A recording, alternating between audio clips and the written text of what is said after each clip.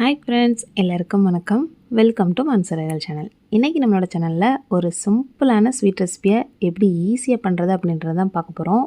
நம்ம ஸ்வீட் பண்ணணும் அப்படின்னு சொல்லி தோணுன உடனே நம்ம மைண்டுக்கு ஃபஸ்ட்டு வர்றது ரவா கேசரி தான். இன்னும் சொல்லப்போனால் பர்த்டேக்கு கேக்காக கூட நான்லாம் பண்ணி கட் பண்ணியிருக்கேன். உங்களுக்கு அந்த அனுபவம் இருக்குது அப்படின்னா கமெண்ட்டில் சொல்லுங்கள், நானும் தெரிஞ்சுக்கிறேன். இப்போ வாங்க நம்ம எப்படி செய்கிறதுன்னு பார்க்கலாம். இதுக்கு முதல்ல 2 ஸ்பூன் நெய் எடுத்துகிட்டு அதில் இன்றைக்கி 1 கப் அளவுக்கு ரவை எடுத்திருக்கேன். ஸோ இதை ஃபஸ்ட்டு நம்ம நெய்யில் வறுத்து எடுத்துக்கலாம். இந்த ரவை வறுக்கிறது ரொம்பவே முக்கியம். ஸோ கரெக்டான பக்குவத்தில் நம்ம கருக விட்டுறாமல் நல்லா வறுத்து எடுத்துக்கலாம். இப்போ பார்த்தீங்க அப்படின்னாலே தெரியும், நல்லா உதிரி உதிரியாக வந்திருக்கும். இந்த அளவுக்கு வறுத்துட்டீங்க அப்படின்னா கேசரி ஒட்டாமல் வரும். இப்போ அடுத்ததான் அதே பேனில் 2 ஸ்பூன் அளவுக்கு நெய் சேர்த்துட்டு இதில் உங்களுக்கு தேவையான அளவுக்கு முந்திரி திராட்சைகளை சேர்த்துக்கோங்க. ஸோ அதையும் சேர்த்து நல்லா வறுத்தெடுத்துடலாம். இதில் பக்குவம் எதுவும் கிடையாது. திராட்சை பலூன் மாதிரி வந்துருச்சு அப்படின்னா நம்ம அதை அப்படியே ஒரு பவுலுக்கு ட்ரான்ஸ்ஃபர் பண்ணி எடுத்து வச்சுக்கலாம்.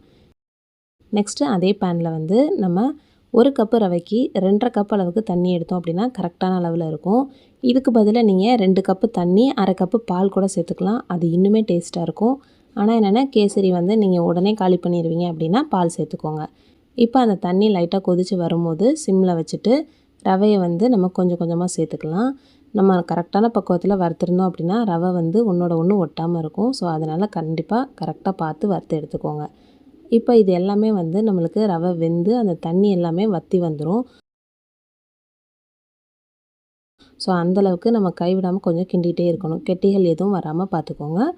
இப்போ நம்ம கிண்டி எடுத்தோம் அப்படின்னா இந்த அளவுக்கு ரவை வெந்து வந்திருக்கணும். பார்த்தீங்க அப்படின்னாலே தெரியும், ரொம்ப குழஞ்சிடக்கூடாது. இந்த பக்குவத்துக்கு வெந்துருச்சு அப்படின்னா நம்மளுக்கு கரெக்டாக இருக்கும். இப்போ இந்த ஸ்டேஜில் நம்ம 1 கப்பு ரவை எடுத்துருக்கோம். அதுக்கு ஸ்வீட் பார்த்தீங்க அப்படின்னா 1 கப் அளவுக்கு நம்ம சர்க்கரை சேர்த்துக்கலாம். இந்த ஸ்வீட்னஸே போதுமானதாக இருக்கும். உங்களுக்கு தேவைப்பட்டுச்சு அப்படின்னா இன்னொரு 1/4 கப் சேர்த்துக்கோங்க. அதுக்கடுத்து தான் ஃபுட் கலர் நம்ம ஆட் பண்ணிக்கலாம். கேசரி பவுடரை தண்ணியில் கரைச்சி சேர்த்துருக்கேன். அது கூடவே ஒரு பிஞ்ச் அளவுக்கு சால்ட்டும் நம்ம சேர்த்துக்கலாம். எந்த ஸ்வீட் பண்ணாலுமே அதில் ஒரு பிஞ்ச் அளவுக்கு நம்ம சால்ட்டு சேர்த்தோம் அப்படின்னா அதோட ஸ்வீட்னஸ் நல்லா தூக்கி கொடுக்கும். ஸோ அதனால தான் ஒரு பிஞ்ச் சால்ட்டு சேர்த்துருக்கேன். இப்போ இது எல்லாத்தையுமே நம்ம கிண்டி விட்டுறலாம். இதை நம்ம கிண்டும் போது கொஞ்சம் கட்டிகள் படுற மாதிரி நம்மளுக்கு தெரியும். ஆனால் நம்ம கைவிடாமல் கிண்டணும் அப்படின்னா எல்லாமே ஒரே மாதிரி கலந்து அழகாக அல்வா மாதிரி வந்துடும். அதனால் கைவிடாமல் நம்ம கிண்டிகிட்டே இருக்கலாம். இப்போ பார்த்தீங்க அப்படின்னா கட்டிகள் எதுவுமே இல்லாமல் அதே மாதிரி நம்ம சேர்த்த ஃபுட் கலருமே எல்லா இடத்துலையும் வந்துருச்சு. இந்த ஸ்டேஜில் நம்ம வறுத்து வச்சுருக்க முந்திரி திராட்சைகளை சேர்த்து நல்லா கிண்டி விட்டுறலாம். எல்லாமே ரெடி ஆனதுக்கப்புறமா ஃபைனலாக நம்ம நெய் சேர்த்துக்கலாம். நெய்யோட அளவு பார்த்தீங்க அப்படின்னா 1 கப் அளவு ரவைக்கு 1/4 கப் அளவுக்கு நெய் சேர்த்துக்கலாம். இது சரியாக சொல்லணும் அப்படின்னா 50 ml இருக்கும். சப்போஸ் உங்களுக்கு நெய்யோட வாசனை பிடிக்காது அப்படின்னு ஃபீல் பண்ணிங்கன்னா 25 ml அளவுக்கு நெய் சேர்த்துக்கோங்க. அது கூடவே 50 ml அளவுக்கு வாசனை இல்லாத ஆயில் நீங்கள் சேர்த்துக்கலாம். அது உங்களோட விருப்பம் தான். ஃபுல்லாக நெய்யில் பண்ணணும் அப்படின்னாலும் பண்ணிக்கலாம். இல்லைன்னா பாதி நெய் பாதி எண்ணெயும் கூட நீங்கள் சேர்த்துக்கலாம். இப்போ இது எல்லாத்தையும் கொஞ்சம் கொஞ்சமாக சேர்த்து நல்லா கிண்டணும் அப்படின்னா அல்வா பக்குவத்துக்கு நம்மளுக்கு சுட சுட கேசரி ரெடி ஆயிரும். இப்போ ஃபைனலாக ஏலக்காய் பவுடர் 1 ஸ்பூன் அளவுக்கு சேர்த்து நம்ம கிண்டி இறக்கிட்டோம் அப்படின்னா நம்மளுக்கு சுட சுட சூப்பரான ரவா கேசரி ரெடி ஆகிடுச்சு. ஸோ கண்டிப்பாக நீங்களும் உங்கள் வீட்டில் இதே பக்குவத்தில் ஒரு தடவை செஞ்சு பார்த்துட்டு எப்படி இருந்துச்சு அப்படின்றத மறக்காமல் கமெண்ட் பண்ணுங்கள்.